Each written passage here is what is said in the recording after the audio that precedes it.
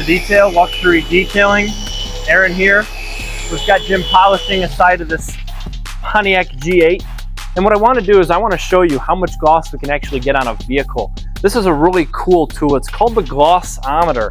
And with the glossometer, what we do is we can actually measure how much gloss is on your paint. Look at how glossy this looks. So this is our glossometer right here. It is a very, very intricate apparatus. And what we do is we put it on the paint before we paint correct and then after. Paint correction is the removal of swirl marks, light scratches, fading, oxidation. And so what Jim's about to show you is if we put the glossometer on, you can see that this hood is 49.2 gloss units, GU. And that is on the left-hand side of the hood. But we did a full paint correction, a multi-stage paint correction to remove as much oxidation, as much swirls, as many deep scratches. And we put so much gloss on this paint for this client. Look at the difference.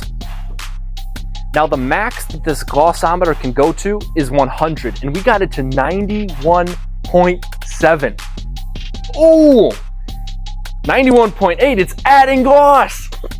The glossometer is a really cool tool to actually measure how much gloss you're putting on your vehicle. A lot of people say we get the vehicle showroom new.